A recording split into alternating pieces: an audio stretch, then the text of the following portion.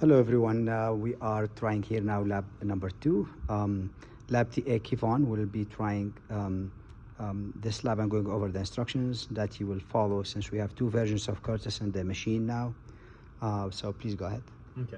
Hello everyone. So you're going to start off by getting into your Windows directory here. You're going to notice that once you type Quartus, it's going to prompt you for 23.1. That is not the Quartus version you want. In order to get the correct version of Quartus, you're going to fully type out prime and then 18. And then it'll prompt you to open Quartus Prime 18.1, which is the version you must use if you want everything to work correctly. Once you select into there, it's going to just have you run Quartus as normal. Usually it does actually take opening it up twice, but once you select it once, it will prompt you to. And then once you're in this screen, you will do the new project wizard as before. But since I already have the project open, I'm just going to open my project, but just follow the lab instructions for the project. I'm going to open this up real quick. Here I have my lab 2, X7 seg, open up the project. And then once you're in here, you're going to notice that everything else is pretty similar except one little hiccup once you go through. You're going to write all your code as you're supposed to and follow your lab document. And once you get to the part where you synthesize and are ready to run a simulation, you're going to make sure to set your test bench to your top level entity. Then you're going to go tools, run simulation, RTL simulation. In order to do that, you're going to go to options, EDA tool options, and model sim Altera here, as it says in the lab document. One slight difference, once you get into your C drive, you're going to open up Intel FPG Lite, and you're going to see that there's an 18.1 and a 23.1. Make sure to select 18.1 to get to the proper version, model sim NC, and then you're ready to select. Once you're there, now you're ready to run your simulation. Tools, run simulation, RTL simulation. This is of course after you have synthesized, but this project has already been synthesized. And once you're here, you're going to wait for the work directory to show up. Open that up. Hex the 7 seg test bench.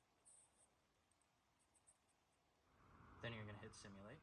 Then you're going to open up UT, right click that, add wave, 200, and you will see that your test bench will enumerate all the possibilities and everything should be fine. And then the only difference would be that in your lab document, it will have you set them to different colors and also to different radix signs. So you will go in here and radix, I think one is decimal or unsigned and the other one is hex. So just make sure to set it up as according to your lab document. But once you do that, you should be all good to go.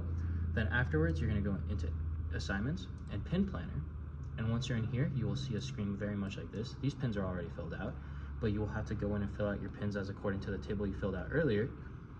And once you're ready to do that, you're ready to tools, processing, start compilation right here, and that will make it so you can push it onto the board. That has already been done for this. And then afterwards, you're going to go tools, programmer, and once on here, you're going to go hardware setup.